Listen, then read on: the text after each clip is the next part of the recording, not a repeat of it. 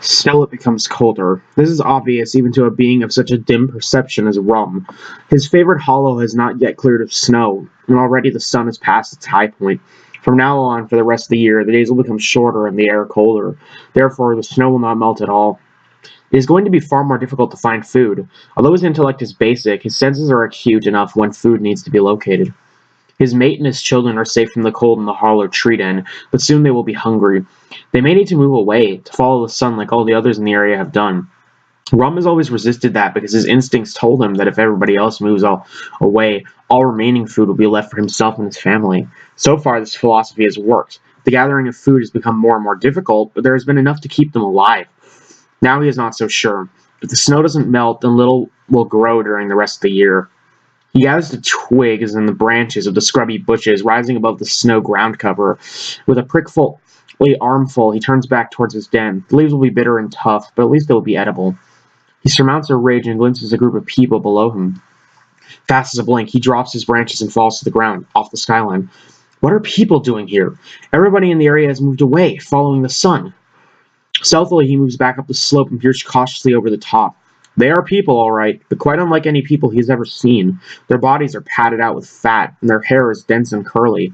There are thick rolls of flesh around their necks and wrists, and their faces are broad, with enormous nostrils but tiny eyes. There are about 10 of them, and they are moving towards the sun. It is as if these creatures have come from an even colder place, and they are following the sunshine, just as Rum's people have done. Are they really people?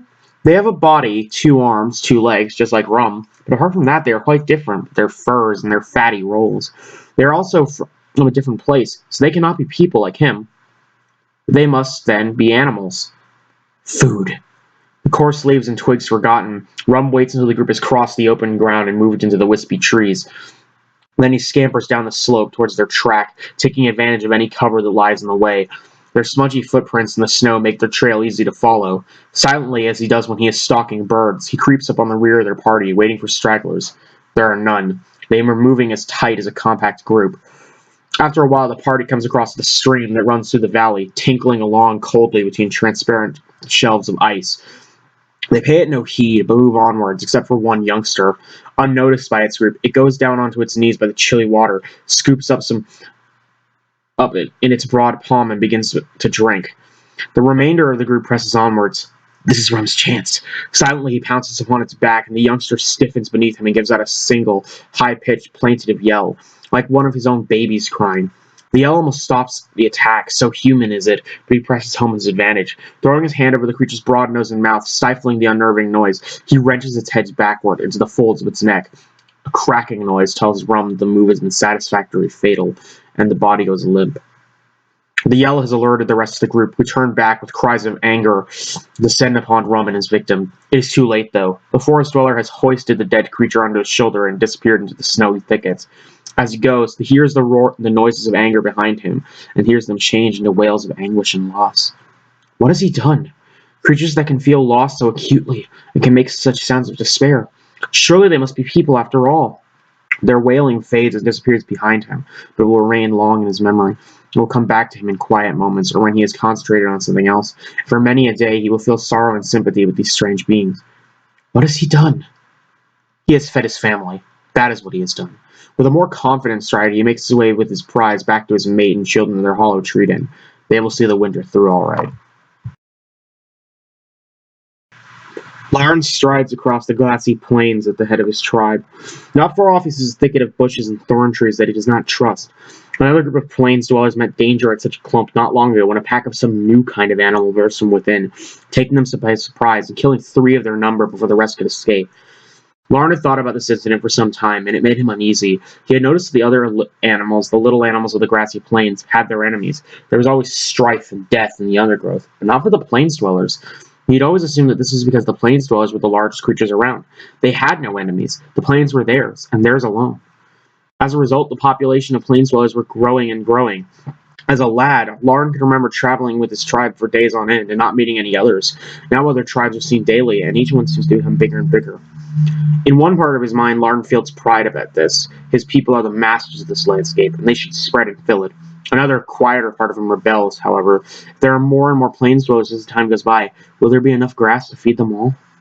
He turns back and looks at this tribe and counts them. 10 females, all his mates, 5 young males that have latched on from other tribes, 6 of his children, almost adult, 12 of his juvenile children, and 2 old females, members of the original tribes of 2 of his mates. He took responsibility for these when he chose the females from those tribes. It was the 2 old females that kept the tribe moving slowly. They all had the long legs with muscular thighs and tapering feet that allowed them to run quickly. However, they rarely had the chance to do so. Sure enough, the youngsters would run about very actively, but the older members had to remain close to one another. They moved at a slow and sedate pace. It was so long since Lauren had run that he thought he might have forgotten now, not that there was any real need for speed. The children enjoy it, though, and he muses as he watches them scamper and gambol through the long yellow grasses of the open plain. Suddenly, there was a hideous howling and baying noise from the suspicious thicket. He had let his mind wander and had forgotten the danger the other tribe faced. With a yell of warning, he brings the whole tribe together, but the youngsters are scattered too far. A crashing noise issues from the thicket, and about 10 indistinct forms burst out and streak through the grass. One of his children is brought down with a crash and flurry of dust and broken plant stems.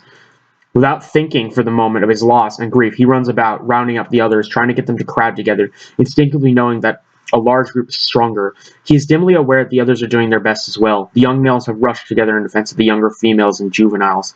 They stand shoulder to shoulder while the others sprint into the distance. Then he comes across a horrible sight. One of the old females lies dead, her throat torn. Over her stands a hideous and misshapen, yet strangely familiar figure. It is almost like a plains dweller, but it does not have the long legs. Its belly is not so round, and its teeth are not so massive.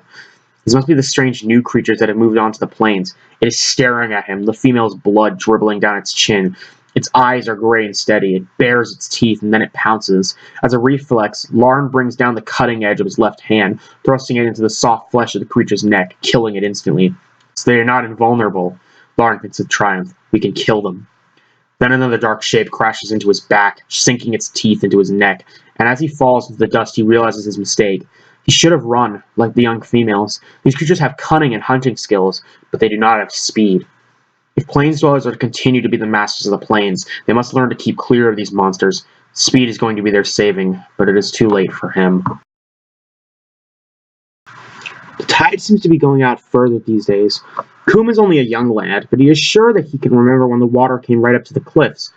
Yes, sure enough, there's still a line of whitened tree trunks and bleached sticks, the remains of debris brought up by the waves long ago. His father is much older than he is, and can probably remember when the sea came right up to the foot of the cliff all the time.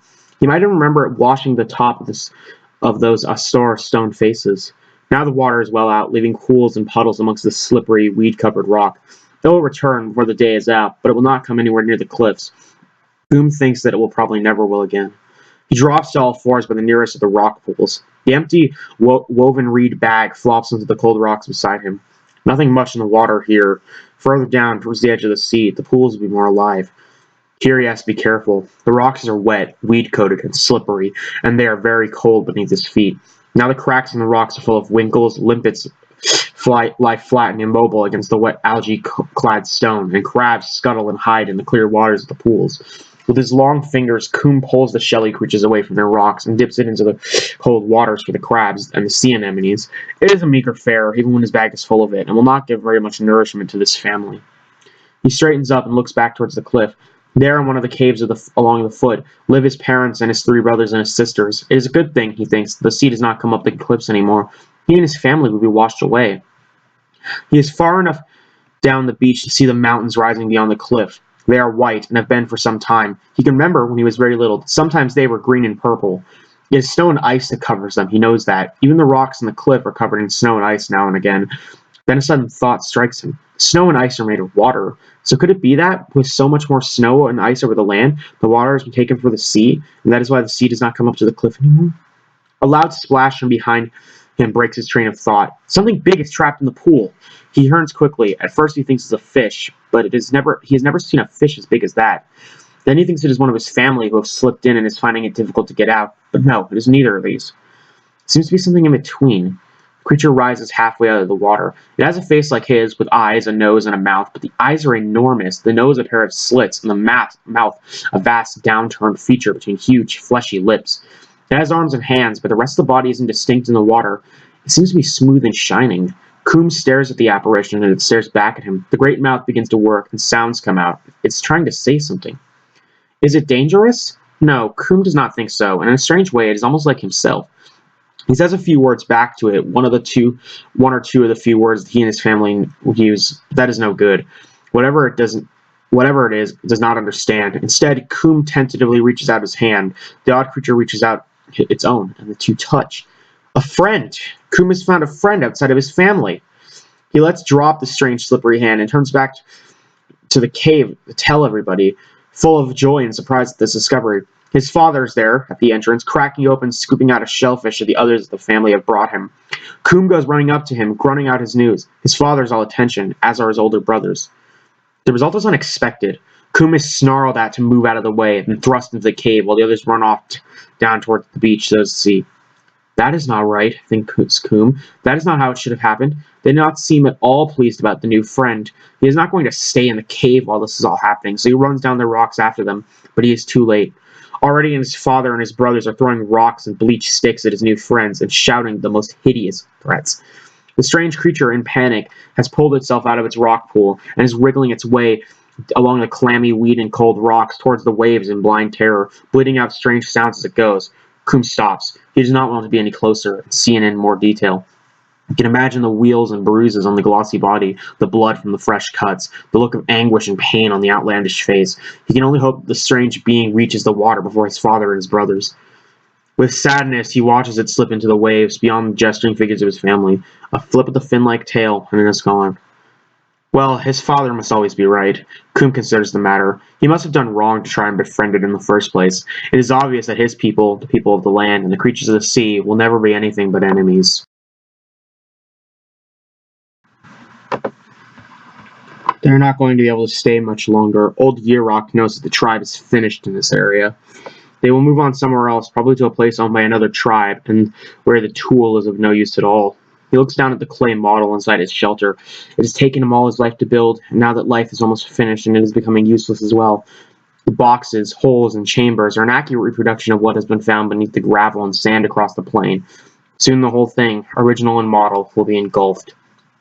Every year the waters change. The rivers flow out of the ice wall and wash across the plain to the distant sea, splitting, crossing one another and rejoining amongst the shifting pattern of gravel banks, sandbars, and clay pans. They change their courses continually. This has always happened. The tribe is accustomed to it. Now, however, the ice wall is creeping out so far that it is spreading over the plain itself. Beneath the gravel, the sand, and the clay lies the mystery. It was built by people a long time ago, and it was built to live in. Yurok can tell that by the pictures he has found in it. Then it was destroyed by the sea, which he can tell by the layers of sand and mud that fill the rooms, chambers, and passages, and the old seashells that cluster on the crumbling walls and the red powdery metalwork. Other people lived there afterwards, once the sea had retreated again, probably digging into it like his own tribe does. He can tell this by the skeletons piled in the mud layers above that have been shifted every time they dig downwards with the tool. The skeletons are of people, but quite like on those of his tribe. His own people have longer arms and longer fingers and toes, as though they were designed to climb on things, rocks, or even trees. Their teeth are bigger, as they were meant to chew harder foods. Yurok feels great sympathy with these old people, guessing that when he is dead, and that occurrence is not too far away, the skeleton will be found to be more like that of one of these ancient people than one of his own tribe. He has known that for years, but of course nobody else noticed. He was born different, as if he were actually the son of a very distant ancestor, the one who had lain dormant, generation after generation, and only reappeared with Yurok's birth. His resulting greater intellect soon made him the leader of the tribe, and he led them into peaceful and plentiful times. It is his one great sadness that his children do not take after him. They are the same long-armed, long-fingered, dull-witted, and instinctively acting creatures as their mothers. He has always known there were riches to be found in the old dwelling places buried beneath the gravel of the plain. He built the tool, and used it to dig into the sediments to find them. Now all the tribes within marching distance have drinking bowls, clothing, and footwear, extracted from this plain by his tribe and traded for food. Soon all that will be finished. The ice has been encroaching on the plain for as long as he can remember. In the gloom of his shelter, he leans on his digging tool and looks at the meticulously crafted clay model of the layout of the ancient dwellings. The model he uses to determine which part of the area the tribe should dig in next. Some of the places are gone already. Those to one side have already been buried by ice. The ice surge coming this winter will probably cover and obliterate the mystery forever. Not only that, but the tribe is drifting apart. His two eldest sons, Hurt and Goltha, detest one another, both wanting to lead the tribe once he is gone. No amount of training will persuade them that it will be in the interest of all if they compromise. His death will be a sad blow for the tribe and for all the other tribes in the area that benefited from the trading. His death comes so suddenly that he has no time to recognize its approach. Hurt, silently behind him, brings down a rounded boulder from the gravel planks upon his head, and instantly obliterates the one force that has lifted the tribe out of the surrounding savagery. The body that once held the last spark of civilization, a throwback to sophistication that once was, falls limply into the clay of the ancient city, crushing the delicate walls and collapsing the whole intricate network. With a cry of triumph, Hurt grabs the tool. With the symbol, he is now the master. A shadow appears in the doorway of the shelter. It is Hurt's brother, Goltha. Despite the slowness of his mind, he instantly sees what has happened and growls out a challenge. Hurt swings the tool up in a wide arc, catching Goltha across the face and neck and sending him staggering backwards to collapse bleeding onto the gravel. He leaps out into the chill blue daylight and chops downward with the tool until he is sure that Goltha is dead. Then he stops to catch his breath. He is truly the leader now. He shakes the bloodstained trophy in the air in triumph. He has discovered the true function of the tool.